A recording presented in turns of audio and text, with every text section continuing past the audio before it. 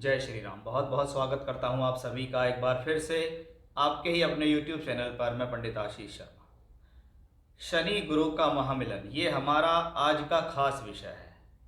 और इस खास विषय को बहुत ही बारीकी से, बहुत ही गहराई से मैं आपको समझाने की कोशिश करूंगा कि जितने भी ज्योतिष प्रेमी हैं, जिनका ज्योतिष में विश्वास है, जो जानते हैं कि ग्रहों का कुछ ना कुछ चमत्कार, ग्रहों की लीला जीवन में चलती है, उनके लिए ये वीडियो बहुत ज़्यादा खास होने वाला है।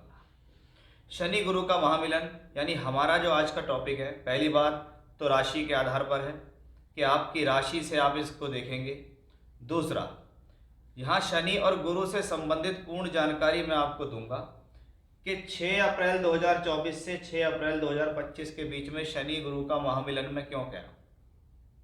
देखिए, शनि का पूर्वी भाद्रपद नक्षत्र में गोचर होने जा रहा है 6 अप्रैल को, और शनि देव वर्तमान में कुंभ राशि में गोचर कर रहे हैं। और कुंभ राशि का अंतिम नक्षत्र, या कह सकते हैं कुंभ राशि के अंतिम जो 3 चरण होते हैं वो पूर्वी भाद्रपद नक्षत्र के होते हैं।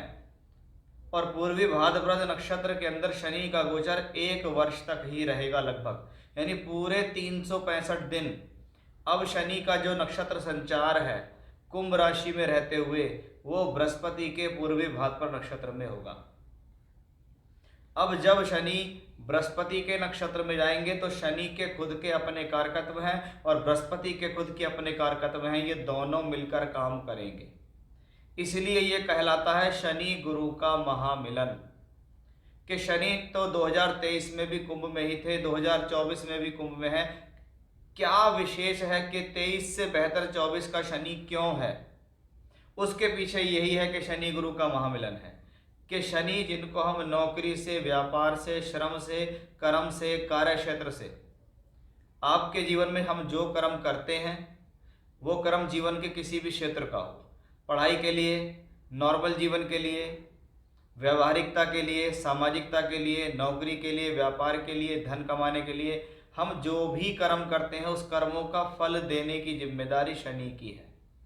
इसलिए कहा जाता है कि आज अगर आपने अच्छे कर्म किए तो भविष्य में आपको फूल मिलेंगे, फल मिलेंगे। और आज आपने खराब कर्म किए तो आप ये जान दीजिए कि भविष्य में आपको उसका लेखा जोखा देना पड़ेगा। अब ये तो हुआ शनि। अब शनि की क्या है, शनि का एक प्रॉब्लम है कि शनि अगर अच्छे ग्रहों से संबंध बनाता है तो ये व्यक्ति को राइज करा देता है कि अब उसका कर्म ठीक दिशा में चलना शुरू हो जाता है। अब शनि अगर बुरे लोगों के साथ उठना बैठना हो जाए तो उसके कर्मों में गिरावट आनी शुरू हो जाती है। अब शनि का मिलन हो रहा है गुरु से। गुरु कौन है? काल पुरुष का भाग्येश है, 5 स्थानों का कारक है कि धन का कारक, शिक्षा विद्या संतान का कारक, विवाह से संबंधित स्थितियों को देने वाला, भाग्य, कर्म और लाभ, इन सब पर अधिकार रखने वाला ग्रह कौन है? गुरु है। अब शनि जब गुरु के नक्षत्र के अंदर जाएंगे तो वो कैसा फल देंगे? क्योंकि अब यहाँ 2 ग्रहों का कारकत्व आपस में मिलता दिखाई दे रहा है। इससे पहले शनि किसके नक्षत्र में थे? राहु के नक्षत्र में। और शनि राहु की युति तो वैसे ही बदनाम है। अब शनि जब राहु के नक्षत्र में जाते हैं तो उस दौरान प्रॉब्लम्स होती हैं, लेकिन जब शनि गुरु के नक्षत्र में जाते हैं तो ये पूर्वी भाद्रपद नक्षत्र है। क्या है पूर्वी भाद्रपद? पूरकता का प्रतीक, सफलता का प्रतीक, किसी भी कार्य की पूर्णता या संपन्नता पूर्वी भाद्रपद नक्षत्र में आती है।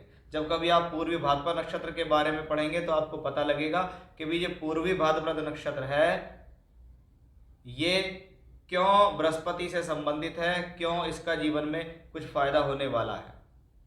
तो उसी विषय को मैं आज लेके आ रहा हूं कि जब शनि पूरकता के नक्षत्र पूर्वी भाद्रपद नक्षत्र में जाएंगे तो 2024-25 के अंदर शनि का गोचर किस राशि में है, किन नक्षत्र में है, और उसका आपके जीवन में यानी आपकी राशि विशेष पर क्या प्रभाव होने वाला है, वो सब मैं आपको यहाँ बताने जा रहा हूँ। यानी सबसे पहले इंट्रोडक्शन को आप जान लीजिए कि एक्चुअली हम इस वीडियो में बताने वाले क्या हैं।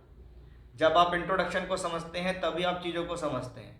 कुछ लोग वीडियो स्किप करके आगे बढ़ा देते हैं, फिर बाद में उनके कमेंट्स आते हैं, फिर वो इसका मतलब उन्होंने वो वीडियो सुनी ही नहीं, छोड़ छोड़ के सुनी, उसका कोई फ़ायदा नहीं है। इसलिए समय दीजिए तो पूरा दीजिए, अदरवाइज वीडियो बिल्कुल मत देखिए। अब मैं आपको बताऊंगा कि आपकी राशि विशेष पे जब शनि का नक्षत्र संचार पूर्वी भाद्रपद नक्षत्र में जाता है तो वो आपको क्या फल देगा, आने वाले 365 दिन के अंदर शनि गुरु की ये विशेष जानकारी शायद ही आपको कोई बताएगा, इसलिए आप इसको ध्यान से सुनिए और समझिए, जिससे आपको कुछ लाभ मिल सके। ये देखते हैं कि आपकी राशि यानी सिंह राशि के लिए ये गोचर कैसा रहने वाला है। देखिए, आप जानते हैं कि शनि आपकी राशि से छठे और सातवें स्थान के मालिक हैं, यानी छठा घर अगर रोग ऋण शत्रु है तो सातवां घर क्या है? पद प्राप्ति, विवाह, वैवाहिक संबंध, नौकरी, व्यापार, साझेदारी का। शनि सप्तमेश होकर सप्तम में बैठे हुए हैं, लेकिन शनि अब तक कहाँ थे? राहु के नक्षत्र में थे, राहु के शतभिषा नक्षत्र में थे, और शनि राहु के नक्षत्र में जाए या शनि राहु के साथ हो जाए, इसको हम जीवन में कर्म कार्य क्षेत्र, नौकरी कार्य क्षेत्र के लिए शुभ नहीं मानते हैं।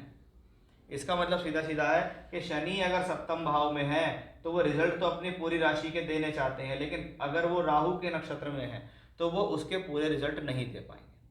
अब शनि क्योंकि सप्तमेश होकर सप्तम में है, अब उस शनि का नक्षत्र परिवर्तन होने वाला है। ये इसमें सबसे ज़्यादा पॉजिटिव है कि शनि जो कि सप्तम भाव में बैठे हैं उन्हें सातवें घर के रिजल्ट देने हैं, भूमि के, जमीन के, साझेदारी के, पद प्राप्ति के, नौकरी के, व्यापार के।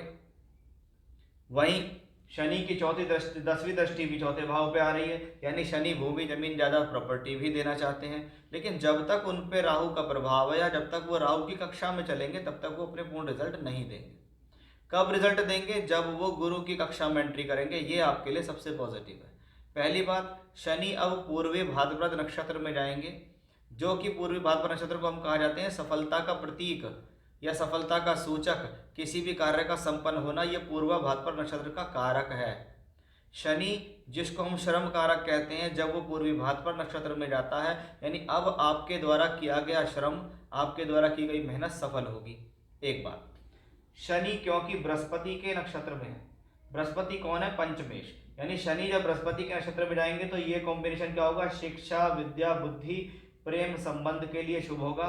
पंचम भाव क्योंकि लक्ष्मी त्रिकोण है, इसलिए धन के लिए अच्छा होगा, पद प्राप्ति के लिए अच्छा होगा, विवाह कराने में संपन्न होगा, प्रेम संबंधों का विवाह में बदल जाना भी शनि की इसी कॉम्बिनेशन से दिखता है। अब 1 मई 2024 को गुरु का राशि परिवर्तन होगा। शनि से चौथे घर में गुरु आएंगे, यानी ये दोनों प्लेनेट एक दूसरे से केंद्र में बैठे, ये इससे चौथे में बैठा है और ये इससे 10वें में बैठा है। इसको कहते हैं केंद्रीय प्रभाव। वो केंद्रीय प्रभाव कहाँ होगा? आपकी राशि पर, कि धन कारक गुरु दशम भाव में और कर्म कारक शनि सप्तम भाव में स्वराशि का। यानी सिंह राशि के जातकों के लिए गुरु और शनि का ये कॉम्बिनेशन प्रोफेशनली, इकोनॉमिकली, यानी धन के लिए, कर्म के लिए, कार्य क्षेत्र के लिए शुभ, क्योंकि शनि ने एंट्री की गुरु के नक्षत्र में और गुरु का गोचर दशम भाव में हुआ। दशम का गुरु शुभ प्लेनेट होने के नाते आपकी प्रोफेशनल लाइफ को स्ट्रॉन्ग करता है। ये गुरु यहाँ से बैठकर देखता है धन भाव को, इसका मतलब ये वो कॉम्बिनेशन है जिसको हम कहते हैं कि भाई ये समय धन में बढ़ोतरी के लिए आ गया। चौथे घर पे गुरु की दृष्टि और चौथे घर पे शनि की दृष्टि, यानी ये दोनों प्लेनेट मिलकर आपको आने वाले समय में 1 वर्ष के अंदर भूमि, जमीन, जायदाद, प्रॉपर्टी से संबंधित कार्य करा सकते हैं, आपका मकान बनवा सकते हैं, आपको प्रॉपर्टी दिला सकते हैं। ये उन कॉम्बिनेशंस के लिए अच्छा है, सामाजिकता के लिए अच्छा, पद प्राप्ति के लिए अच्छा, राजनीति के क्षेत्र में सफलता के लिए भी अच्छा माना जाता है। वहीं पंचमेश होकर दशम में पहुंचेगा गुरु और शनि उसके नक्षत्र में होंगे, तो प्रोफेशनल क्वालिफिकेशन करने वाले सभी लोगों के लिए एक अच्छी कॉम्बिनेशन बनता है कि आपके द्वारा की गई पढ़ाई सफल होगी और पढ़ाई करते करते अगर आप अंतिम चरण पे पहुंच गए हैं तो अब आपको नौकरी भी मिल जाएगी। यही शनि का सप्तम में गुरु के नक्षत्र में जाना आपकी शादी को स्ट्रॉन्ग करता है, वैवाहिक संबंधों को स्ट्रॉन्ग करता है। यानी अकेला शनि जब गुरु के नक्षत्र में जाता है तो प्रोफेशनली, इकोनॉमिकली, मैरिज, एजुकेशन, स्वास्थ्य, सम्मान, प्रॉपर्टी, धन, सभी के लिए बहुत हद तक बहुत पॉजिटिव ये कॉम्बिनेशन दिखाई देता है। यानी कह सकते हैं कि भैया 6 अप्रैल को जब शनि गुरु के नक्षत्र में जाएंगे और वो साल भर तक उसी नक्षत्र में रहेंगे और साल भर तक ही गुरु दशम भाव में रहेंगे, यानी कुछ ना कुछ बड़ा और बेहतर की शुरुआत 6 अप्रैल से हो जाएगी। आप देखिएगा, निश्चित जो मैं आपको चीज़ें बता रहा हूँ ये आपको पॉजिटिव रिजल्ट अवश्य देने वाली है। तो ये था सिंह राशि के जातकों के लिए बहुत ही खास और बहुत ही विशेष जानकारी। जय श्री राम।